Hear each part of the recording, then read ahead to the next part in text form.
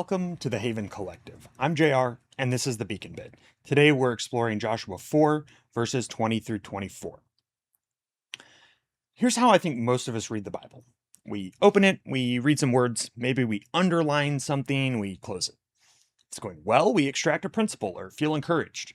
It's going badly, we feel guilty about not doing it more and put it back on the shelf. Either way, we read it from the outside, all right? It happened to other people and other places a long time ago. In Joshua 4, God tells the people to do something strange. They just crossed the Jordan on dry land, which is a miracle. And God says, go back in, pick up 12 stones, one per tribe, and then stack them on the far bank. Not as evidence of a miracle, not as a shrine, as a future conversation. When your children ask, what do these stones mean? Here's the key. Tell them, right? The stones aren't for you.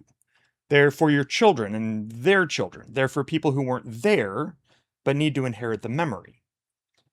See, most of us relate to the Bible as a collection of other people's God stories. We believe they're true, we find them meaningful, at least in the abstract, but they don't feel like our stories. They feel like history we've been told about, not history that we lived. And when you don't have your own stones, to point to, faith stays abstract. You can defend it intellectually, but you can't show anyone the stones. So Ignatius developed a practice called imaginative contemplation. Sometimes it's called an Ignatian imaginative prayer that changes this. And I got to tell you, you need to brace yourself. This is a little woo-woo.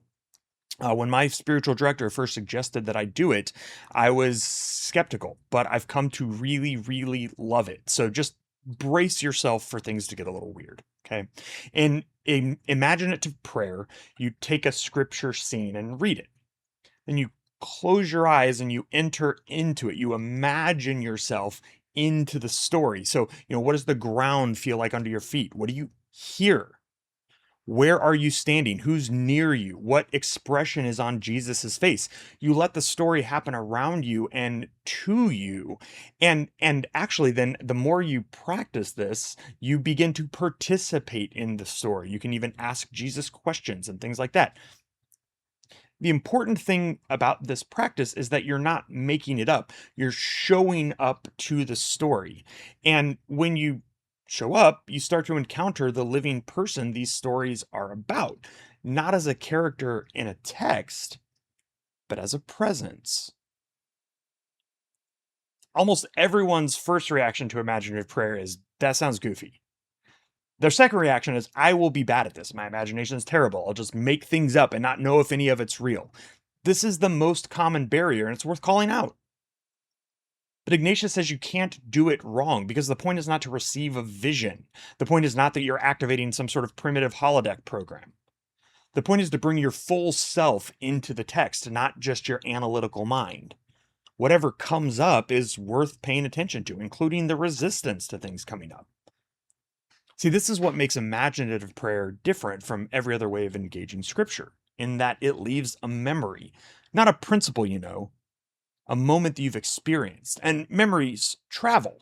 A year from now, you won't remember the point of last week's conversation, but if you once stood in the crowd when Jesus fed the 5,000 people and you felt the bread warm in your hands, that doesn't leave. That's a stone that you can point to.